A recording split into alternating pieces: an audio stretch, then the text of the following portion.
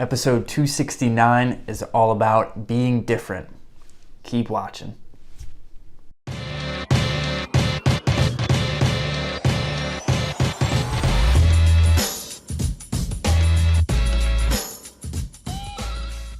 Welcome back to the Mullooly Asset Show.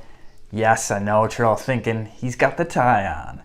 This is episode 269, and I'm your host, Casey Mullooly. Thanks as always for tuning in. So this week we're going to talk about the Active Passive Barometer Report, which is a semi-annual report from Morningstar. I follow Ben Johnson, who's the director of global ETF research over at Morningstar on Twitter. Great follow. He tweeted this out a couple days ago, and like I said, it's a semi-annual report that checks up on how these active funds are comparing to their passive benchmarks. So just a refresher for those who may not know, and don't crucify me for simplifying this, but passive funds are funds that track broad-based indexes like the S&P 500, the NASDAQ, the Russell 2000. They, like I said, track the index and want to follow that as closely as possible. They tend to make less changes and just follow the broad-based index. Whereas active funds are exactly that. They're active, they're making changes. Their goal is to outperform the benchmark, and the way they do that is by being different.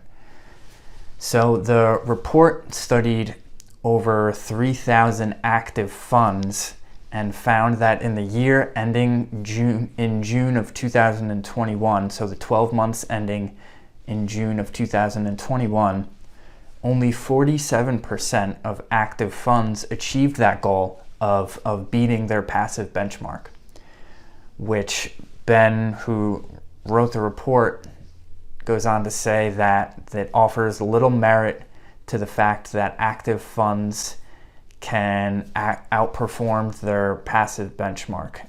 He said there's little merit to that. So let's dig in a little bit more, shall we? Only 27% of active large growth funds, so large growth, their benchmark is the S&P 500 or the Russell 1000. These are the biggest names like Apple, Amazon, the biggest, most familiar names that everyone knows pretty much. Only 27.5%.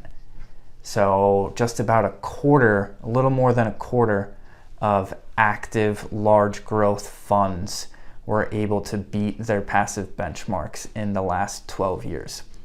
And this goes back even further than that. If you look over the last decade, only 25% of active funds were able to beat their passive counterpart.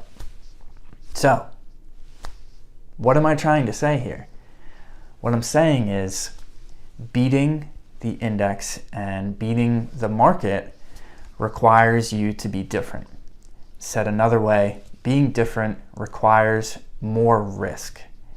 And more risk is both how you get more outperformance, but also how you underperform. It can juice your returns up to the upside, but it can also hurt your returns on the downside and cause you to underperform. So, yes, some of the counter arguments to the statistics that I've laid out is if you looked at a different time frame, these numbers would be way different. So yeah, we talked about on a recent podcast actually how active funds tended to do better in the 2000 to 2010 decade, but now over the last decade, I can't even say decade now because we're into the 20s, geez. But over the last 10 or 11 years, it's been the exact opposite, where we've seen these more passive funds tend to do better and active funds tend to underperform. So I'm going to leave you all with a question, and that question is being different worth it? Is being different worth the risk? And those are questions that we help folks decide, and we have our own internal views on, but it's something that every investor has to decide for him or herself. So think about that one, chew on that, and that's going to wrap up episode 269. Have your answers ready for 270. We'll see you then.